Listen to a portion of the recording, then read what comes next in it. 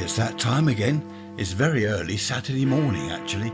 It's still dark, I can just about see the flag. Quite a breeze from the west. It's very early because I wake up early, you know that, 4:30, 5 o'clock, I'm awake. It's all right in the summer because I go out in the garden. Birds are singing, the dawn chorus and all that. It's lovely first thing in the morning. OK, what have we got here? Where are my notes? It says here 8 degrees centigrade, which is what, double that, that's 16, about 46 Fahrenheit, isn't it? 93% humidity. I don't think there's rain forecast today. 10-14 millibars. And it's Saturday, as I said, Saturday, very early morning. Without further ado, let's move on. Sarah, nice to hear from you. Sarah has a problem, but it's not her problem. This is interesting. This brings back memories for me. It really does. Sarah's in a flat. Girl next door in the next door flat. Young mum, single mum with a baby. Sarah's tried to help out because the young mum struggles at times. So if Sarah's going to the shop, she'll tap on the door. Do you want anything from the shop? I'm going over the shop. Oh, yes, please. I need some milk or whatever. Sarah's always tried to help her like that. And what's happened is, over a period of time, rather than Sarah knocking on this young lady's door, the young lady knocks on Sarah's door. Are you going to the shop, Sarah? Well, I wasn't. But what do you want? Well, I've run out of this. I've run out of that. OK, well, give me a minute. I'll nip out and get that for you. Now, Sarah was trying to help, obviously, because the young woman's got this baby. She's got no one else to help her, it seems. But the whole situation, this young woman's problems were becoming Sarah's problems. Now, this really does ring bells with me. I'll tell you in a minute. It got to the stage where the young lady would knock on Sarah's door. Are you going to the shop? Well, I wasn't. Oh, I've got a list here of a few things I need. Right, OK, well, I wasn't. I can go to the shop a bit later. Oh, I actually need them now. Well, I can't at the moment. I'm in the middle of something. Give me the list. I'll go when I can. This just got worse and worse until one evening, knock on the door. Sarah, I'm just popping out. Baby's asleep. Can you keep an ear out in case she cries? Sarah said, actually, I've got friends coming round in a minute. We're having a bit of a drinks party. There'll be music. I won't hear the baby. Oh, well, that's awkward. Oh, are you sure? I mean, can't you leave your door open? And Sarah said, well, no, not really. I've got quite a few people coming round. I can't be responsible for your baby. What if she chokes or something? It'd be my fault. I can't be responsible. I'm sorry. Oh, OK. Oh, well, that really is awkward. Oh, I'm afraid you've let me down badly. I don't have a social life. It's all right for you. I just wanted to go for a couple of hours to have a couple of drinks with my friends, but if you won't even allow me to do that.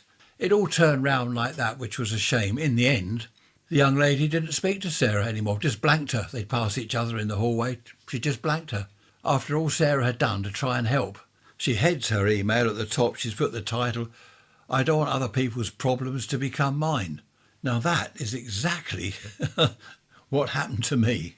Many years ago, many decades ago in the 70s, chap next door to me, young couple, they had a baby. They had an Indeset washing machine, an old Indeset, going back years now. And I saw him out the front one morning. I was just heading out. And I said, how are you doing? How's the baby? Oh, yes, baby's all right. Trouble is we can't wash any of her clothes. You know, there's a problem with the washing machine. It's making a dreadful noise. I said, I'll have a look this evening when you get in. I'll have a look. I went round there. Drum bearings, you know, these bearings from the main drum. They were, I was going to say something awful. They were faulty, let's put it that way. I can't say what I was about to say. They wanted replacing. So I said, OK, I'll do that tomorrow evening. I got the bearings and a new seal.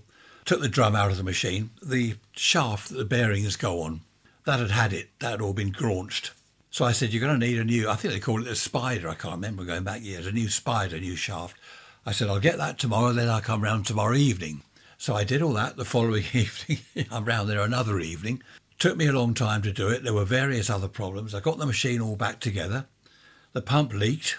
I said, have you not noticed water pouring out the bottom? Oh, yes, we mop it up. I said, well, the pump needs replacing. I'll get one tomorrow and fit the pump. He paid me for the parts. I said, I don't want anything for doing it. But I said, I do want the money for the parts, obviously. I think it was 3 or 4 evenings I was there, doing this washing machine in their kitchen. His wife was saying to me, can I use it today? When will it be ready? Will it be ready today? And in the end, I thought, their problem is their washing machine. It's become my problem. It was awful. It really was. I wish I'd never, ever offered to do anything. I was trying to help. This is the trouble. When you try to help someone, they're a young couple. They haven't got a lot of money. They've got a new baby. Washing machine needs repairing. I knew how to do it, so I thought I'd help. I wish I hadn't. I remember a chap I knew, this must be 1980s, 1990s even. He said to me, I hadn't related any of this, we weren't even talking about it. He'd had a problem. And he said to me, do you know, I do not want other people's problems to become my problem. Of course, I was thinking, hello, I've been here before. So I said, well, what do you mean exactly? He said, someone else has got a problem. OK, I don't want that problem, their problem, to become my problem. And he said, that's just what this friend of mine's trying to do, put the problem onto me. Apparently the problem was this friend had a car and it wanted a bit of engine tinkering, which you could do in the old days, not these days. I think it must have been the 1980s. And this friend of mine knew a little bit about cars. He said, I can do it. You want your plugs changed, spark plugs, this sort of thing. Wants a bit of a service. I'll do that for you, which he did. And the chap paid him whatever it was. The car was fine. Until about a week later, this chap came back to him and said, well, I don't know what you did to the car, but the brakes are screeching like mad now. It's awful. The brakes don't work properly. So he said, well, look, I didn't touch the brakes. I was doing the engine, spark plugs, that sort of thing. I haven't touched the brakes. Well, it was all right before you got hold of it. What have you done? So he said, well, look, I'll have a look at it, but it's nothing I did. It wanted new brake pads, or it could have even been shoes back then, worn down to the rivets, for those in the know about brake shoes. Highly uninteresting. And this chap went on and on. He did the brake shoes or pads in the end, sorted it out, but it all become his problem, it wound him up. And he said to me, that was the last time I ever looked at anyone's car for them, not doing it. Friends, family, don't care, not going to look at other people's cars, which is understandable. A similar problem is you're driving along. I do this. I'm driving along. You see someone wants to come out of a side road, so I indicate for them to come out, either wave, flash the headlight. That's illegal now, isn't it? In Britain, not allowed to flash headlamps. That's illegal. I think it's £1,000 fine. Something ridiculous. Anyway, people still do it. So you let someone out. They look at you and you're saying, yes, thumbs up. Go on, come out. So they wave it, they smile, they do the thumbs up and they're smiling at you. Don't wave and smile, just get the damn car out onto the main road. I'm waiting for you. All the other traffic's moved ahead. They eventually pull out, waving again. And then they move slowly up the road. Now they're in the way. And the Times Tricia said to me, why did you let them out? Why did you let that chap out? And the Times I have said, I'm not doing it again. I'm not going to let people out. This always happens. I still let people out and it still happens. I should learn from my mistakes, shouldn't I? But I don't seem to. I hate driving now anyway. It's awful. The roads are potholes. Have you heard about the potholes in Britain? I'm sure if you're abroad, wherever you are in the world, you must have heard about our potholes. They're not potholes anymore. They're craters. Well, actually, they're literally potholes. You could go potholing. You could put your gear on, you get your torch and your hard hat and go down the middle of the road. Go down 300 feet. Well, not quite. The difficulty is, you see a puddle. There's a puddle in the road. Is that puddle an inch deep? Or is it 8, 10 inches, a foot deep? It could be a crater. This is where you don't know. You daren't drive through a puddle anymore. So, of course, people are weaving in and out of puddles as they're trying to drive down the road. It's all very dangerous. I don't understand why it can't be sorted out. It's that old joke, isn't it? The cops stop a chap. They say to him, oh, you're obviously drunk. You're weaving all over the place. He says, I'm not drunk. I'm just trying to avoid the potholes. That's an old joke, isn't it? I don't normally remember jokes. I've started this episode a bit early. What day? I don't know what day it is. Where's my clock? It's Wednesday. Yes, of course it's Wednesday. The midweek message went on today, didn't it? Wednesday, 10 o'clock in the morning. I'm just starting this early because I wanted to tell you about Sarah's email. I haven't done the flag and the weather and all that. I'll do that probably tomorrow, then stick that on the beginning of the episode. So the beginning will be recorded on Thursday. This bit's recorded on Wednesday. I'll do a bit more Friday and Saturday, all out of sync. No, not sync, order, all out of order. You don't care, do you? Now, here's the thing. It's just gone 10 o'clock. A little bit of breeze from the east, hardly anything. Blue sky, they reckon 18 degrees today, centigrade. What's that in Fahrenheit? I'll tell you in a minute. Blue sky, sunshine all day today. To quote the weatherman, spring-like warmth. How about that? Spring-like warmth. That's what we need, isn't it? Spring-like warmth. Not all this wind and rain. However, I think tomorrow is raining again. So I shall be out in the garden later. I'll probably start this podcast episode off when I do it tomorrow by saying, right, it's raining again, which will be totally confusing because I said the sun was shining, then it's raining, then it isn't. I'm easily confused. I hope you're not. 18 centigrade is 64 Fahrenheit. So those of you in America, you're on the Fahrenheit scale, aren't you? What are you doing in Australia? I think the whole of Europe is centigrade, isn't it? What are you doing in Australia? Are you Fahrenheit or centigrade? I've just been reminded of something that happened in the 70s. I was just looking at a battery I've got here on my desk, and it took me back, this memory. I was in a shop in the 70s when a lady came in. She went up to the counter with her wheelie shopping bag, and out of the bag she got a transistor radio, put it on the counter, and she said to the chap, I need a new battery for my radio. Certainly, he said. He took the back off, got a new battery, took the old one out, fitted the new one, put the back on. There we are, all done. She said, could you make sure it's on BBC whatever programme? Yes, he said, that's fine. He turned it on. He said, I'm sorry, your radio doesn't work. Oh, well, it did. He said, well, it wasn't just the battery. It's obviously got a fault. Then she came out with a classic line. It was all right until you touched it. I caught his eye. He raised his eyes to the ceiling as he looked at me. I shook my head negatively. I was trying not to snigger. He said, look, I'm sorry, it's got a fault. This is a new battery. He said, take it to the radio and TV shop just down the road. They'll have a look at it for you. Oh, well, it was all right till you touched it. I'm not paying for a new battery. Anyway, he took the battery out, put her old one back in. As she was leaving, she turned and said, I shall have them send you the bill for the repair. Off she went. But that was a classic. Then this chap came over, must have been the manager, and he said, I heard that. He said, right, from now on, we do not fit batteries. I don't mind if it's a torch, a radio, whatever it is, we do not fit batteries. He said, I'll go and write up a notice and we'll stick it on the back of the till. We do not fit batteries. Now, you can't blame him for that, but it's a shame because some elderly people were like that elderly lady. She couldn't fit the battery herself. She needs someone else to do it. But with that sort of attitude, well, it was all right till you touched it. That's no good, is it? So from then on, they didn't fit batteries. So other people have to suffer because of that. It must be difficult for elderly people. I've heard elderly people saying, without my son or without my daughter and her husband, I don't know what I'd do. I couldn't do this. I can't do that. Especially dealing with, I don't know, internet service providers, if they've got the internet. They get telephone calls, don't they? We're switching you over to VoIP. Sorry, what? VoIP? Voice over Internet Protocol. We're going to switch you over to that. What are you? What do you mean, switch me over? They don't know what they're talking about. Elderly people don't know what VoIP is. Then they have some engineer turn up. They're on their own in the house. They've got this engineer turn up. They don't know what he's doing.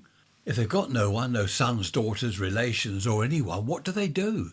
Trisha's mum is always phoning us. I've just had this through the post. My iPad says this. My iPad says that. I've just had a phone call from someone. We have said to her, don't click anything on your iPad. Don't give information out on the phone. If you're concerned, just hang up and tell us. And she does. Even if it's something to us that's trivial, oh, it doesn't matter. But it's good that she phones us and tells us these things. And she has often said, I don't know what I'd do without my family. If I was on my own, I don't know what I'd do. Trisha does paperwork for her. She gets letters from insurance companies and banks and whatever. She doesn't know what to do with it all. Of course, these days you can't wander into your local bank because there isn't one. You can't wander into your local anything. Post offices, pubs, here we go. We're back on pubs. She can't wander in her local pub. Actually, she can. There's quite a nice pub, 5 minutes walk from her. I say quite a nice pub. It was quite a nice pub in the good old days. Now it's a restaurant. You can go in there and sit in the corner and have a drink if you want to, but I think you're made to feel a bit, well, aren't you eating? What, you just want to sit there, do you, with a drink? Well, okay, if you have to. They don't say anything, but you just feel that that's what they're thinking. I knew a lady, a neighbour of mine, many, many years ago, back in the 70s again. She was a Well, she was 60s. Her husband had passed away. She was on her own. She'd go over to the pub every morning, 11 o'clock, every morning without fail. Sun, rain, shine, whatever. She's over the pub 11 o'clock. She would have half a pint of Guinness. She'd sit there for an hour with this half a pint of Guinness for an hour. And then she'd come home. She'd meet people there. People would say, oh, hello, how you doing? And that was her daily routine. She loved it. Then they went and turned the pub into a restaurant. She still went over there, but it wasn't the same. I remember her saying it wasn't the same at all. Trisha and I have been into a pub before now. We've been out somewhere. We've stopped for coffee.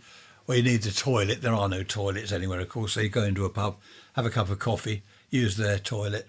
And we've had people come up to us. Are you eating? You know, we're sitting down with our coffee. Are you eating? No, we're not. No, just having the coffee, thanks. Someone else will come across. Hello, are you ready to order? No, we're not ordering food. We're just having a cup of coffee. That has happened several times. And they don't leave you alone. Someone else will come over. Are you ready to order? No, we don't want any food. Thank you very much. It must be very difficult if you're on your own, if you're elderly, you've lost your husband, your wife, your partner, and you're on your own, especially if you've never done the bills. Now, my mum was left on her own. My dad passed away. She was left on her own. He'd always done the bills and the banking and everything. He'd always done all that. So suddenly he's not there anymore to do it. She's got to take over, which she did with the help of us kids. Kids, listen, I'm an old man and I'm calling myself a kid. We're all old men now. Well, and my sister, she's not an old man. Sorry if you're listening, you're an old woman. No, you're not. Seriously though, if you haven't got kids or whoever to help, what do you do? My mum was okay in the end. We sorted stuff out. Again, Trisha is brilliant at paperwork. She dealt with my mother's stuff as well as her mother's stuff. In fact, she's gone over to see her mum now. Something with her iPad or something. But that'll be all right. They'll have a coffee and a chat together. Sort the iPad out. In fact, I think it's brilliant that Trisha's mum, who is in her 80s, has got an iPad. She's on our WhatsApp group. She's on Facebook. She's on whatever. Instagram. She does all these things. OK, now and then something will come up. Do you want to do this or not? Click OK. That's when she phones us. Do I click OK on that? No, just ignore that. So she's doing very well. In fact, my mother had an iPad and she had Alexa, say that quietly. She had an iPad. She was always on there doing things and she was in her 90s. She had her iPad into her 90s, so there is hope for us yet. Talking about helping people and regretting it afterwards, I've just remembered something else. There was a chap at school that collected stamps.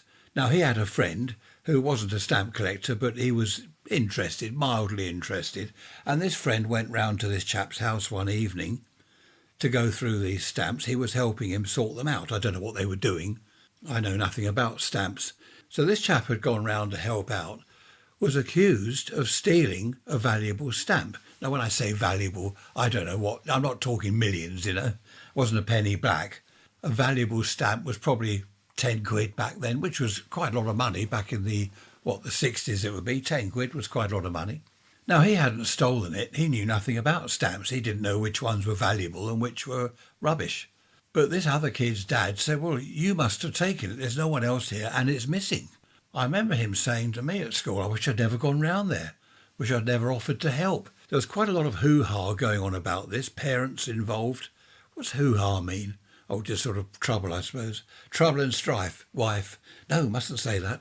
In the end, this kid's parents called the police.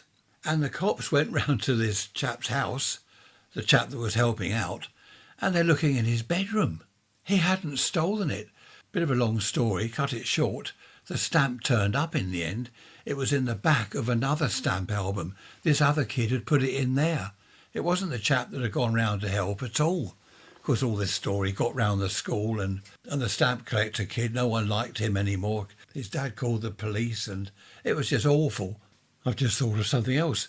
I was fitting, in fact, I've got two stories now. Briefly, my one, I was fitting a PowerPoint or replacing a PowerPoint in this friend's kitchen.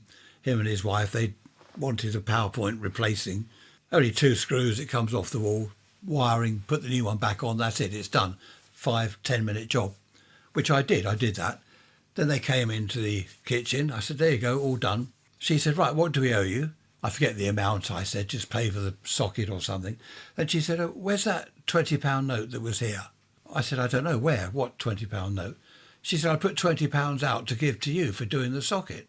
So I said, well, sorry, I haven't seen it. And she said, are you sure you haven't taken it? Basically accusing me of thieving her money. I said, no, I have not taken it. I haven't even seen 20 quid. Anyway, with that, I walked out. I thought, I'm not doing this. I walked out. Next time I saw the chap, a day or two later, he said, sorry about that. Look, here's 20 quid. He said, we found it. It had gone on the floor. And whatever his excuse was, it had fallen off the worktop, gone on the floor somewhere. And they'd found it. And he said, there, that's for doing the socket. I took it. I said, I won't be doing any other favours for you. I won't be coming round your house anymore. And he said, oh, no, why not? I said, because your wife accused me of thieving. And that was the end of that. I didn't go round there again. In fact, we sort of fell out over that. That's he saying to me, are you sure you didn't take it? Stone the crooks. Stone the crooks. I like that. That takes me on nicely to my next little story about someone helping out someone else. This was a PowerPoint. This was the one I'd thought of before. This chap went round to his friend's house. His friend wanted a PowerPoint, an extra PowerPoint put in the kitchen. Double PowerPoint over the worktop for his toaster and kettle and whatever else. This chap went round there, a friend of mine went round there. He's chiselling out the wall. You know, you fit a double socket. I don't know what you have in America, but here we've got a rectangular metal box. You put that in the wall. You chisel out the brickwork. You fit that in the wall. You run the cables to it. So he just started chiselling out the recess for the box, you know. He was going to chase out the wall for the cable going along to wherever. The brick that he was chiselling, okay, it broke up and fell down the cavity. Now, it was an outside wall, so there's a cavity. It fell down the cavity. And he's thinking, oh, this is brilliant. That's all I need. And then a couple more bricks fell down the cavity, and then half a dozen more fell out altogether. There's a huge hole in the wall, as I say, cavity wall, so you've got outside and inside wall. The inside wall's got this massive hole in it. There's bricks gone down the cavity, there's bricks on the worktop in the kitchen, and this chap he was doing the job for, he said, what have you done to my wall? What have you done to my house? And other bricks were loose. He was telling me after other bricks were loose. What he had to do was he had to go and buy some bricks, cement all these bricks back in, because some had gone down the cavity. He couldn't get those, so he had to buy a few bricks, cement it all. Then he replastered. Luckily, he knew how to do all this. He replastered the wall and all that. And in the end, the chap wasn't at all grateful. He said, oh, so you haven't fitted me a double PowerPoint there then? And he said, well, no, your walls had it. He said, I daren't start chiselling anywhere else. And that ended up a nightmare. And I do remember this chap saying to me, that's the last time I try and help anyone out. Again, can't blame him for that. It wasn't his fault. It was a very old property. Back in the very old days, they used lime, a lot of lime. So the cement, I don't know how it works technically, chemically, but the lime stays there, the cement disappears. Anyway, you can scrape out what was the mortar, you can scrape it all out. And that's what had happened. It had all, I don't know, gone loose or whatever. We used to do that in the school playground. We'd all lean up against the brick wall of the school building, and we'd be scraping out the cement and the mortar mix. It was just like sand. You could almost do it with your finger. It was just like sand. Did they use too much lime or something? You probably know what I'm talking about. So we'd lean against the wall with a key or a little screwdriver or something, and we'd just be scraping all the mortar out. And in the end, one or two bricks, we'd got them loose. You could pull a brick out of the wall. Happy days. I remember the headmaster at assembly in the morning, do not pull bricks out of the wall. Do not scrape out the water mix. All this business. No one took any notice of him at all.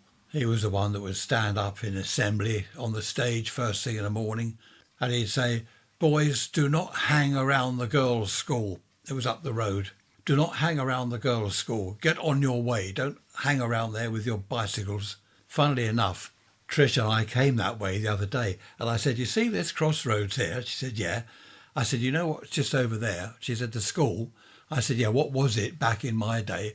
Oh, that was the girls' school, because my sister went there. I said, yes, and the headmaster used to say to us, do not hang around this crossroads waiting for the girls to come out. And she said, I can't imagine you doing that. Happy days. We used to hang around. Well, of course we did. We're young teenage lads. And there's hundreds of girls coming out of the girls' school. What are we going to do, go home and collect stamps? Actually, one boy did. While I'm talking about school, I'll just tell you this. I don't think I've told you before. Behind the bike sheds where we used to go and have a cigarette, there was a wooden fence, end of someone's garden, and a couple of these slat things you could sort of slide across. The nails had rusted or whatever, and you could slide them across and get through the gap into this chap's garden. Now, why would we do that? What was in the garden? Apple trees and pear trees. So, of course, we'd slip through there and go scrumping in his garden. He found out eventually, nailed up the fence, and he obviously went to the headmaster, because one morning in assembly, the fence has been nailed up. We know who you are. We know who's been scrumping in that man's garden. They didn't know at all. They had no idea who it was. I want those boys to come to my office after assembly, and if you don't, if I have to come to you, then woe betide you. That was one of his favourites, woe betide you. Woe never did betide us. He didn't know who it was. We never went to him. So that was the end of that. That's an old expression, isn't it? Woe betide you. He was always coming out with that. He said it to me on occasion. That was a threat, wasn't it? He made me do some maths work because I played truant. I had to do this sheet of paper he'd written for me, maths questions. I can't do maths. I've got a clue. I can't do that. And he said to me as he left the room, this was after school, kept me after school. He said, if you get just one of those wrong, then woe betide you. Woe betide you. I didn't know what he was talking about. Who's woe? I don't think I got one question right, and woe never did betide me, so I don't know what he's talking about. I'm just looking up betide. Betide is a verb that means to happen or to befall someone or something, often used in the phrase, oh, here we are, woe betide, which implies that something unfortunate will happen to someone, presumably if they do it again, or in my case, if I got the questions, the answers incorrect. Do you know, is it Fulton Mackay, the Scottish chap in Porridge? Who remembers Porridge, the prison sitcom type programme with, I forget people's names. It's awful forgetting things. Fulton Mackay, Fletcher, wasn't it? And Godber in the cell. And this Fulton Mackay, I forget his name. He reminds me of my headmaster. He was just like that. Our headmaster wasn't Scottish, in fact. He was Welsh. But he reminds me of Fulton Mackay. It was just perfect. Actually, Fulton Mackay would have made a brilliant headmaster, like Jimmy Edwards. Who remembers Wacko? Jimmy Edwards, that was, goodness me, that was the 1950s. The youngsters among you now are saying, what? How old are you then? 1950s. Hattie Jakes often played the matron, didn't she, in the Carry On films? And I have always thought she would be a great matron in real life, sorting out the nurses, getting them to do things. All the nurses were terrified of her. Hattie Jakes, that's how matrons were. When I was in hospital for 2 weeks when I was 14, we had a matron like that on our ward. The nurses were terrified of her, so were the patients. I think the doctors were as well. The doctors would come and do their rounds as they did every morning, and I think they were afraid of this matron. I'm sure they were. Fancy being afraid of the matron. Have you seen that picture going around online? There's a road built 2,000 years ago, or whenever it was, and it's still in existence today. Then there's a road, a picture of a road beneath it, built in the year 2000, now, and it's full of potholes and crumbling and falling apart. Isn't that strange? And that got me thinking. I saw that picture this morning. It got me thinking, near to us, there's some new houses that have been built. They're now up for sale. They don't look like houses. I don't think they should be called houses, to be honest. They don't look like houses. They look like big sheds. They're wood clad, all round is wood. You can't see any of the brickwork. There's brickwork, I think, below the cladding up to, about 8 feet or something. There's bricks. But above that, it's all wood, flat roof, dreadful design. It looks awful. Well, I say it, they look awful. They're just dreadful. Do we not have architects these days? Where have they all gone? Someone must have sat at a drawing board and drawn these houses. Does he call himself an architect? If he does, I think that's against the Trades Description Act. A proper architect would not design something like this. It's basically a big shed. It looks like, I don't know, what could it be? A cricket pavilion, clad with wood all round, flat roof. You imagine the scoreboard outside, the pavilion doors, people all sitting around in deck chairs. Oh, how's that? Hey, how's that? They don't look like houses at all. What a load of rubbish. Go back to the 1800s, early 1900s. Look at the architecture then. Houses had class, they had style. They looked good, they had character, didn't they? They weren't just boxes. They really went to town. Okay, perhaps these days people don't want all that. Lions either side of your front gate and then gargoyles and stuff all around the place. But it was good. I like that sort of thing. But even if you don't go that far, at least have some character and style to a house that you're building today. They're just boxes. Where is it? Over Littlehampton Way somewhere. Is it Lyminster? They built a load of new houses over there. Honestly, when you come over the brow of this sort of hill, they all come into view. You look at them and think, oh, is that army barracks? Is this somewhere on Salisbury Plain where they do army manoeuvres? No, it's not. They're just ordinary houses. Well, they call them houses. Boxes. Dreadful. I don't know what's going to happen. When we've finally pulled down all our decent old houses, we're going to be a land of boxes. I don't know, we used to be a land of shopkeepers. Who remembers that? Britain was known as the land of shopkeepers. That's disappearing. Businesses are closing every day. and what else is closing every day? Yes, pubs. Right, moving on swiftly. It's not just houses though, is it?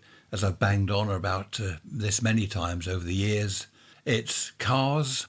No character, grey plastic dashboards, brick walls. You have a brick wall. Okay, it's a nice brick wall put together by a decent bricklayer, all nice and straight and square.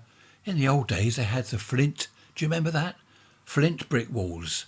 Not flint brick walls, were they? Flint walls. Some brickwork on there, but the flints all put in there. That looked fantastic. They really looked nice. Instead of just a plain brick wall, just rows and rows of plain bricks. Okay, you might say, well, a wall doesn't need to have style and character, does it? Well, I think it does. I like the flint walls, and they're strong. I don't know why this has just come to mind, probably because I'm mad. Do you remember in books and newspapers, you'd have the first letter of the first paragraph would be a big letter, wouldn't it? If it's the, you're writing the word the T would be huge. I think they call it a drop capital. That's gone now, hasn't it? I don't see that in newspapers. Mind you, I don't look at newspapers much these days, if at all. But you don't see that. All that style and character, that's gone. All the different fonts they used to use. We still have them on computers. It seems to me that anything that had style, character, it's gone. It's disappearing. Such a shame. Here's a silly example. A bell push on your front door, okay? Ding dong. Right, a bell push. These days, they're plastic. Plastic bell push. Well, everything is plastic. You can get brass ones. Are they brass? I don't know. They're brass colour. They're probably not brass, which isn't too bad. But look at a bell push from the 1800s, early 1900s. There was design to it. It could be, I don't know, it could be a lion's face roaring at you. That's a door knocker, isn't it? Do you remember Marley appearing in A Christmas Carol? There's Scrooge opening his front door, and the door knocker is this big roaring lion. Rawr, and it was Marley's face. You don't have door knockers like that now. Bell pushes these days, as I said, they're plastic. In the old days, it would be a design of some sort, a face of an animal or whatever, or just scrolls around it and design things on it. It looked good. That's all gone. I could go on, couldn't I? Oh, please don't, you're saying, please don't. Okay. But I do think it's a great shame that everything now is plain. No style, character, no design, no thought gone into it at all. Right, back to the old subject, helping people out. Who lends things to other people? Have you stopped doing that, having lost a few bits and pieces? Have you lent tools to people, not got them back, so you don't lend tools to people anymore? I think we've all been there. I don't like borrowing things. I don't like borrowing tools. If I need a tool for a certain job and I haven't got one, I'll go and buy it. Recently, what was it someone offered me? Oh, you can borrow mine. And I said, no, I'm okay. I went and bought one. Because if I break it, or if something happens to it, I've then got to buy the chap a new one. Well, why don't I just buy myself a new one in the first place? That's the way I look at it anyway. I've lent things to people. Records in the past, LPs.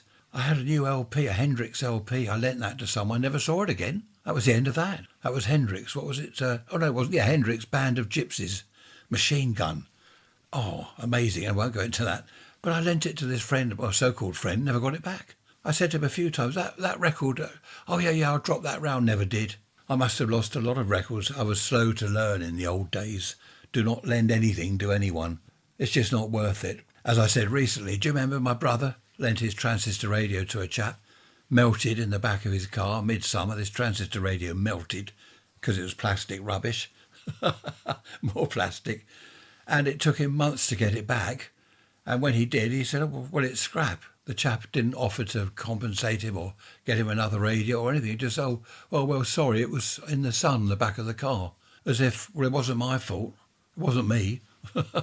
Did you hear about the baker who was caught stealing bread? He told the cops he needed the dough. Sorry about that. Right, let's move on. No jokes, though. We don't want to get into jokes. Why are some people like this? Decades ago, I bought a car. I think it was 250 quid. In the old days, you know, when you could get old bangers cheap. And it wasn't a bad car, actually. Pretty good. And I was in the pub. Oh, dear, I said pub again. And this friend of mine, so-called friend, what's this car you bought then? I told him. He said, oh, I bet they saw you coming. And I said, well, what makes you say that? You haven't even seen the car. We went outside. He had a look at it in the car park. And he said, oh, yeah, I bet they saw you coming. So I said, well, what would you have paid for it then, Chris? What do you think? Oh, wouldn't have paid more than, well, 300. So I said, really, 300? And he said, yeah, why? And he's laughing.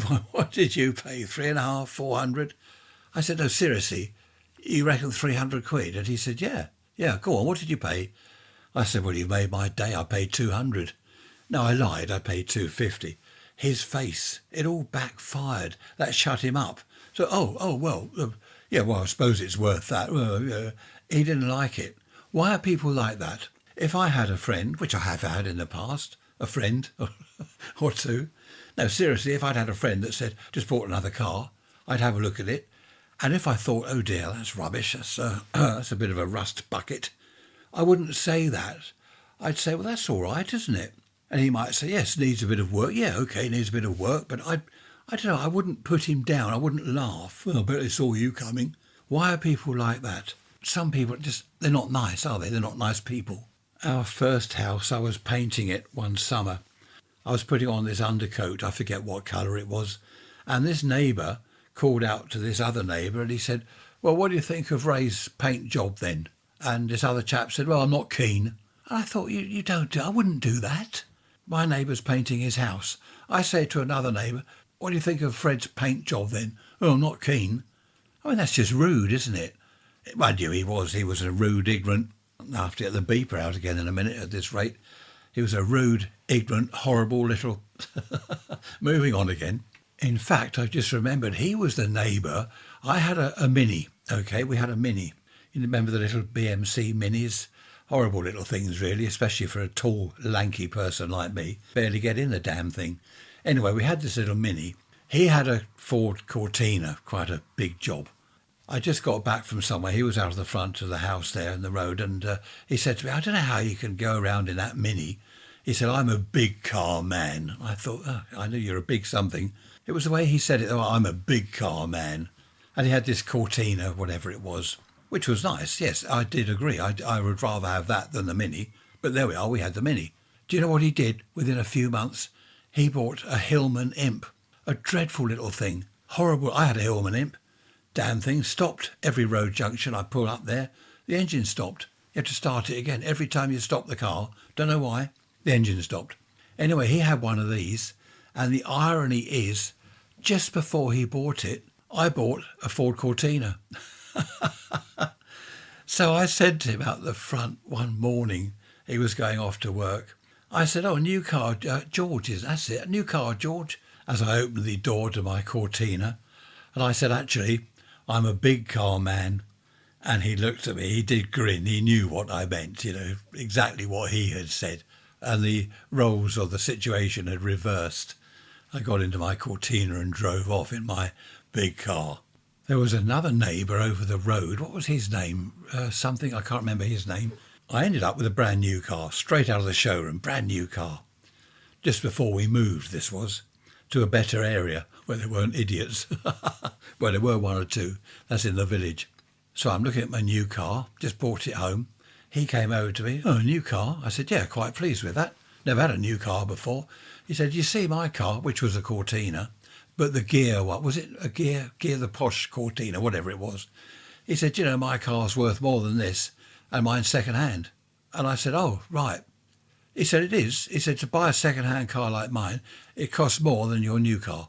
So I said, yeah, I realise that, yeah. So what's the point? And he said, well, I'm just saying, my car's worth more than yours. I said, well, I realise that. I forget his name. What was his name? Anyway, it doesn't matter. I said, I'm not sure what point you're trying to make. And I turned the whole thing around. It backfired on him and he looked an idiot. Well, he was an idiot. Surrounded by fools. Over the years, I've got pretty good at that, turning things round, making them backfire on whoever it is, whichever idiot I happen to be talking to at the time. You can get quite good at that if you practice, which I have done many times. There was another incident. This was in the village when we moved there. We had this detached garage. The back of the garage was a window. I'd replaced the glass in the window because it had been broken. It was an old wooden window frame, which didn't matter in the back of the garage. I was painting it. I put the new glass in with the putty and everything. Did a reasonable job. I hate putty. And this neighbour, he said to me, you obviously haven't got much to do then. So I said, actually, I've got loads to do. And he said, well, why are you painting the garage window then? I said, well, this is one of the jobs. I've replaced the glass. This is one of the jobs I've got to do. I've got a list of jobs. He said, oh, I wouldn't have bothered with that. I thought, why don't you mind your own business? I wouldn't have bothered. Yeah, well, you're not me, are you? Why don't you? Anyway, I'm going to have to get that beeper out again. I can feel it in my water. Honestly, why do people poke their noses in? And, of course, the classic, you're mowing the front lawn. Neighbour comes out. Oh, mowing the lawn then? No, I'm not mowing the lawn. I'm washing the car, you idiot. Can't you see? I would like to live in the woods where the nearest neighbour's 50 miles away, but there's a pub opposite. I know us Brits are known the world over for chatting about the weather. Oh, what do you think about the weather? It's going to rain today. What about that wind yesterday? Wasn't it windy? Oh, it was. We're known the world over for that. OK, that is small talk in a way, isn't it? I don't mind that too much, but I cannot stand what they call small talk. The weather's one thing, 'cause it's a quick exchange. Isn't it windy? Yes. It's raining, isn't it? Oh, yes, so it is. It's this other small talk. So how are things? Oh, not too bad. Yeah, I'm okay. Are you all right? Yes, I'm all right. Got to do so-and-so this morning, and this afternoon we're off to wherever. Oh, right. Oh, yeah, jolly good. It's all small talk. It's meaningless, inane drivel. I hate all that. I don't know. I'm just not very good. I was going to say I'm not very good at socialising. I am if I have to. When we go out somewhere, if there's a group of people, it's someone's birthday and they've hired some club or other we've got to go to, I'm okay. I'll join in there. Mind you, my brother-in-law, if you're listening, he said to me once, we were at this do in the pub garden. I forget what it was, family thing and friends. And he said to me, who have you spoken to? And I said, what do you mean? He said, who have you spoken to here? I said, well, so-and-so over there and so-and-so and him and her. I realised afterwards that he thought I should be going around talking to everyone. Well, I don't want to talk to everyone. I ought to start, actually, in my old age, I ought to start going back to people, Who have you spoken to? No one, because I don't want to. Why are you painting your garage with it? Because I feel like it. Shove off. That way I wouldn't have any friends. Oh, now, hang on. There's a thought. People wouldn't speak to me, would they? What a nice, quiet life I'd have. I'm only joking, am I? What would happen if no one spoke to me ever again? It would be a quiet life, wouldn't it? No, let's move away from that before I start deliberately upsetting people so they go away. I don't mind talking to people. Some people are boring, aren't they? They're just so boring. You see them, you're at a gathering or whatever, and you see them heading towards you and you think, oh, no, here we go. So you sidle off. Well, you don't. Maybe you don't. I do. I will sidle off. That's a good word, isn't it? Sidle. I'll sidle away. Oh, that's all right. He's talking to so-and-so now. He's left me alone. But you can't escape. It's like the volunteers I've told you about at museums and places. They find me, even if I'm hiding behind a vintage bus or a vintage steam engine. They're looking around. I can see them looking. They're looking for me. And then they see me. Oh, no, I shouldn't have stuck my head out behind the bus. And along they come. Oh, hello there. Now, this is a 1933 so-and-so bus. I've told you all this before, so I won't go into it, but I will sidle off again. Oh, that's interesting. Yeah, thank you very much. Oh, there's so-and-so. Thank you. And off I go. Not sidle, run. Even in the supermarket, Trish and I used to go shopping together. We don't anymore. She prefers to go shopping on her own. I can't think why. Why would she not want me with her? She used to say I was like a magnet to attract weirdos. Now, by weirdos, what she meant was, for example, here's a good example. We were having a barbecue. We were buying a load of drinks. We were buying Coke, orange juice, beer, all sorts of stuff, bottles of wine, stocking up for this barbecue. And I had this trolley full of booze. And this chap said, "Oh, you've got some beer then?" And I looked at my trolley and I said, "Yes." He said, "Oh, what's that for then?" So I said, "Well, it's to drink." And then he said, "Oh, you've got some wine?" I said, "Yes, look, we've got wine." And I said, "Look, we've got Coke." And I pulled out a tin of Coke. I said, "Look, that's Coke Zero. Daughter number 2 likes that, Coke Zero. Then we've got this." And I pulled something else out. And Trisha's nudging me. Like I could hear her thinking, shut up, shut up. And this bloke, and he wouldn't go away. I thought he'd go away, but he wouldn't. And other people have done that. I'm pushing the trolley along. And someone says, "Oh, you've got shreddies then? You like shreddies, do you?" "No, that's why I bought them. I prefer cornflakes, so I thought I'd buy shreddies." Anyway, let's get away from running people down. They're idiots, though, aren't they? Come on, you've got to have experienced this yourself. Raise rants at protonmail.com. How many idiots have you met this week? What we do when we go out in the car. As soon as we leave the drive, we'd pull out into the road, and I'll say to Trish, "Right, how long before idiot number 1? And very often before we've even got to the end of our road, idiot number 1. Someone pulls out in front of me, or they stop, just for no reason. They stop in the middle of the road. I don't know what they're doing, looking on their phone. They get to the end of the road. They indicate left and turn right. So by the time we've got to the end of the road, that's idiot number 3. We always do it wherever we go. We'll have one more. I don't want other people's problems to become my problem. This chap, Terry, lived over the back, one of the houses we had, lived over the back of us. And he saw me out in the street. He said, "Oh, Ray, you got a problem." I thought, oh, here we go. He was rude to everyone, and most people were rude back to him. So I said, "What's that, Terry?" He said, "Your back fence, one of the panels is coming down." And I said, "Oh, yeah, I know about that." And he said, "Well, it needs fixing." I said, "Yes, I know that as well, obviously." So I said to him, "I thought you said I had a problem." And he looked rather bewildered. He said, "Well, you have your fence." I said, "That's not my problem." He said, "Well, it's your fence." I said, "No, it's your problem because you're the one that's got to look at it. It looks unsightly." I said, "I can't see it because there's a hedge this side." He didn't like that. He said to me, "That's rude." And I did say, I got on quite well with him. I said, "Terry, you're rude to everyone." And I said, "I know most people are rude back to you because you're rude to them." So I said, "I thought I'd be rude." And he laughed. And I said, "Look, I tell you what, why don't you fix it for me? It's easier for you to get to than it is me because it backs onto your garden." And I said, "I've got the hedge in the way here." And he said, "Oh, all right, then yeah, I'll do that this afternoon. I'll put a couple of screws in it, fix it up for you." That worked out well. I think we've had enough of other people's problems, don't you? We're coming up to, what is the time? Coming up to 50 minutes.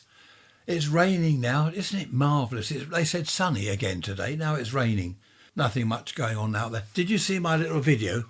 I did a little video. Listen to those seagulls again. A little video, a shorts or whatever it's called. Just go to raiserants.info. Look under YouTube videos, then go to shorts. It's our camellia. We've got a camellia bush around the front. No flowers on it at all. Now the front of the house faces north. We have another camellia bush, same size, back garden facing south, covered in beautiful red flowers. I did a little video just to bore everyone. Who wants to see a camellia bush without flowers and a camellia bush with flowers? You don't. Well, it's on there if you do. I just thought I'd do a little video. And I've shown some tulips, daffodils, stuff like that coming up. I also did a little shot of the cherry tree because I'm always on about the leaves, aren't I? In the autumn, oh, look, there's 20 leaves left. Oh, only 15 leaves, just to bore everyone. And then in the spring, like now, I'm looking at it, and it's got some buds. The hydrangea's coming out, little leaves on the hydrangea. Wonderful. We're getting there. The reason I've talked about the camellia with flowers and without flowers just shows the difference between the south-facing side of the house and the north-facing side. And in the summer, it could be really hot in the back garden. Beautiful sunshine, really hot. Go around the front, where there's no sun, it's shaded. It can be quite chilly. You almost think it's a different season. Round the back of the house, it's summer. The front of the house, it could be autumn or very early spring. It's a bit of a chilly wind and no sun. There is one advantage actually from that. If we get too hot round the back, which does happen, we'll go and sit round the front of the house for 10 minutes or so and cool down. It's quite nice. Also the lounges why am I telling you this? The lounge faces north. So in the summer, the lounge is a nice cool room. Right, that's enough of other people's problems. Summer, winter, flowers, things budding and leafing and whatever else. This afternoon we're going around to the railway station, 2 o'clock I believe, and there's a siding there. There's a train pulling into a siding and you go on board. It doesn't go anywhere. It's like a show train, if you like. And inside, apparently, there's a load of stuff all about the history of trains going back to 18 something or other. 1800 and something, or when I was a boy. So that might be interesting. And I shall bore you because there'll be a video. You can't escape videos these days. Now I'm dinging again. So that'll be interesting, going around there. Mother-in-law's just turned up. Trish, mother-in-law, myself, we'll go around there together. What's all this dinging going on? Didn't have all this when I was a boy. Then this evening we're going to the music quiz at our club. No, I won't do a video of the club. Actually, I could video. No, I better not. The chap that does the quiz, the one that shouts and plays music too loudly, I better not video him. So quite a busy day. Tomorrow evening we're going out for a meal with, I think, most of the family, so that should be good. And people call me a recluse. I don't have time to be a recluse. I'm never at home. Oh, did I tell you? Gary, the tortoise, is coming out of hibernation on Sunday. I did, didn't I? Yeah, because there'll be another video. I'm obsessed with videos. I don't know why I seem to video everything, but people do like them. I don't think many people have liked the camellia, one without flowers and one with flowers. I don't think many people they've not commented on that. But there have been quite a few views. I've noticed over the years I've been doing videos, you get a load of views on one, but perhaps not many comments. I put a video on recently about one of my radio bits, 4,500 views, I think it was, but only about 20, 30 comments. So out of 4,500 people that looked at it, only 20 or 30 actually made a comment. And they were all positive comments. I do get the odd fool, the odd idiot surrounded by fools. Right, it's lunchtime, and then we're going to go and see this train. I shall be back in a nanosecond. We went to see the train, this kind of show train, and to be honest, I don't know what we expected. I don't know what I expected. It's supposed to be the history of the railway going back to 1800 and whatever, about 500,000 years ago. It was, I don't know how to say really, there was nothing there. I started my shorts video. There's a diesel engine at the front. I videoed the diesel and I said, right, let's go inside the train now and have a look at all the displays and everything. There was nothing in there. Seriously, I'm not joking. There was a toy train set which was showing some electronic equipment. There are a couple of things with buttons on that kids could play with, but that was it. I really don't know what I was expecting, but the three of us, Tricia, her mum and myself, we're looking at each other. Where is everything? What do we do? Empty carriages, no seats in the carriages, of course. And we walked right the way through, and there were a couple of pictures on the walls, one or two bits and pieces, but nothing. I thought there'd be models of steam engines, Stephenson's rocket, is it, and all that sort of thing. There was nothing. It was so disappointing. I didn't video anything. So sorry I'm not going to apologise, it's not my fault. 2 diesel engines, one each end of this very long train, lots of staff showing people round. I don't know what they were showing people. There was nothing to show. One chap started talking to a volunteer, he caught me, and he was just talking about something electronic in the future for trains, which was sort of interesting, I suppose, but I don't know, a bit boring. There was nothing there. People were just all milling around, looking at each other, and I could see what they were thinking. Well, where is everything? What are we supposed to be doing? It really was a great shame. I was disappointed. I was looking forward to that. I love trains. I was looking forward to that. What I would have liked to have done, of course you're not allowed to, is go into the diesel engine at the front and have a look at the engine. It wasn't running, but if they could fire up the diesel engine so I could go and have a look. There's a narrow corridor, isn't there, each side of the engine. I don't know, you're saying, is there? How would I know that? Well, there is, believe me. There's a narrow walkway each side of the diesel engine itself inside. I'd love to have had a look round in there, fire the thing up, get it roaring, vroom, vroom. Excellent.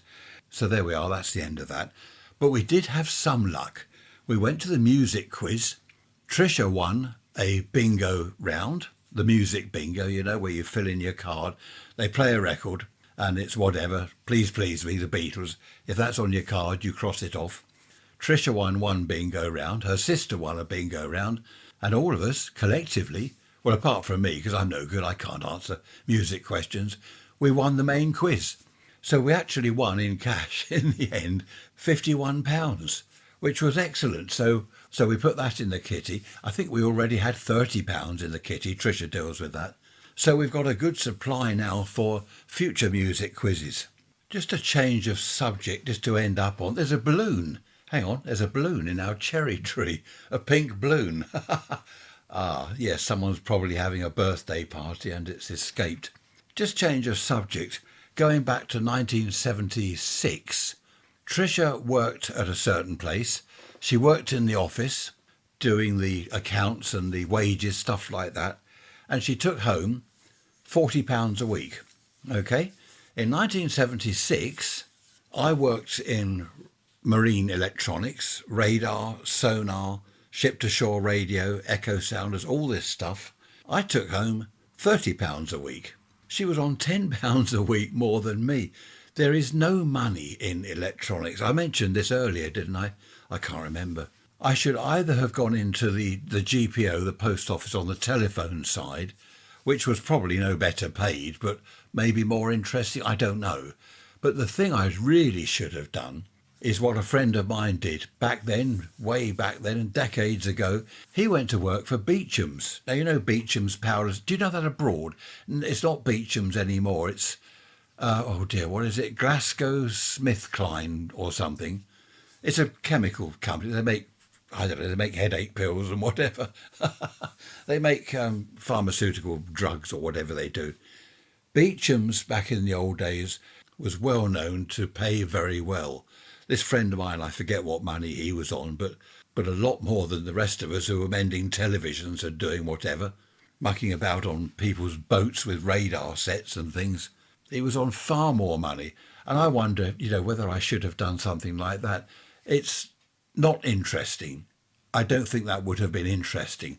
If I'd gone in there when I left school at sort of 14, had I started there, would I have worked my way up? I don't know. Good pension, good salary and all that sort of stuff. I don't know.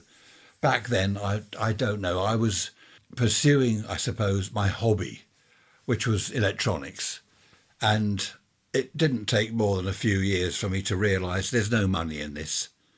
There's just no money in this at all. But it was enjoyable. I liked the work. Well, I didn't like the boats. I've told you about people on the boats, haven't I? I say, oh, jolly good show. What and all this business? The fishermen weren't like that. I like working on the fishing boats. Sometimes I had to go down and sort out something for them at Shoreham or wherever. They were good. I like the fishermen. What do you think? Money isn't everything, is it? Is it best to enjoy the job, which I really did, mending tellies? I really enjoyed that. I met a lot of good people there. It was a brilliant job. It was like a holiday camp. Learning about pirate radio, building my own transmitters? Or should I have thought, I'm going to need money in the future, I'm going to get a job, I don't care what it is, but something that really pays well, with a good pension? I don't know. I met a chap, he said to me, you need to think about your pension. I think I was about 18. I think he was an insurance broker or whatever he was.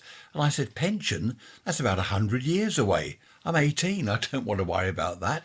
But of course he was right. I should have thought about a private pension then. I didn't listen. 18 years old. I wasn't interested in a private pension. I was looking forward to going down the club and looking at the young ladies. Right, let's move on swiftly. I think I better end it here. So yes, tomorrow when you're listening to this, Sunday, Barry the tortoise will be out. He'll be poking around, hopefully. I hope he's still alive. I'm sure he is. I shall video that. Oh, just a quick hello to Clive, Amy and Doreen from Seattle. Haven't heard from you for a while. I normally get the odd email here and there. Don't think I've had an email from you for ages. Hope all is well over there. Hello, Doreen. You still listening? Jolly good show. So, oh yes, look out for the video. I shall put that on, where is it? raiserants.info. Barry the tortoise, he will be out on video tomorrow. Bless his cotton sock. He hasn't got cotton socks, has he? Behave yourselves, be good. If you're bad, don't get caught. Look at that. It's just over an hour. Stone the crows. No, talking of crows, there was one in our garden yesterday. Huge, big black thing. Take care, look after yourself. See you on Wednesday. Thanks for listening. You've been great company as always. Take care. Bye-bye for now.